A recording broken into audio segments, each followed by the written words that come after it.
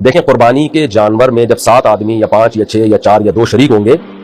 تو جانور کے گوشت کو تول کے تقسیم کرنا لازم ہے، بالکل برابر سرابر، ذرہ برابر بھی تبدیلی نہیں ہونی چاہیے، کمی بیشی نہیں ہونی چاہیے، کیونکہ اس میں سود کا خطرہ ہوتا ہے۔ کسی بھی طرف گوشت تھوڑا سا زیادہ چلا گیا نا تو گوشت سودی اموال میں سے ہے، تو وہ اضافہ سود کہلائے گا، کیونکہ جب تقسیم کا عمل ہوتا ہے تو اصل میں خرید و فروخت کا عمل ہو رہا ہوتا ہے، مشترک گوشت ہے سب کا، تو ہم اپنے حصے کا گوشت اس کو بیچ رہے ہوتے ہیں، اس کے حصے کا گوشت ہم خرید رہے ہوتے ہیں، تو گوشت ربوی اموال میں سے، سودی اموال میں سے، اس میں برابری ضروری ہے۔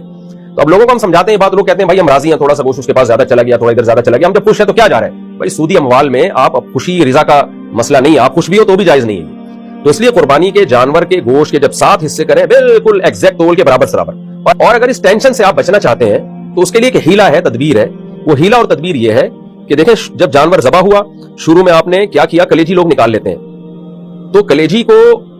کے 7 حصے کریں، اس میں ایک ایک بوٹی ملا دیں اور تھوڑی سی کلیجی رکھ لیں، پھر کلیجی کو تقسیم کر دیں آپ، اور آخر میں جو گوشت کے 7 ڈھیریاں بنیں گی ان میں تھوڑی تھوڑی کلیجی سب میں ملا دیں، پھر اگر کمی بیشی ہو بھی گئی تو جائز ہے، پھر اندازے سے بھی آپ تقسیم کر سکتے ہیں، پھر تولنا ضروری نہیں ہے۔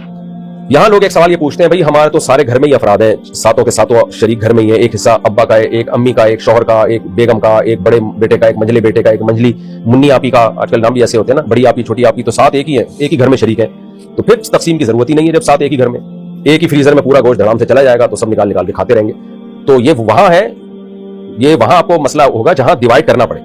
اب ایک حصہ بھی اگر آپ کو تقسیم کرنا پڑ رہا ہے، یعنی 6 افراد اس گھر کے، ایک پڑوسیوں کا حصہ ہے، تو پھر وہی 7 ڈھیریاں پوری بنانی پڑیں گی آپ کو، تاکہ اس ایک پڑوسی کا حصہ آپ نکال سکیں، تو پھر اس میں وہی بات ہے کہ اس میں تھوڑی کلیجی ملانی پڑے گی آپ کو، تاکہ مخالف جنس کی چیز جو ہے اس گوشت میں شامل ہو جائے۔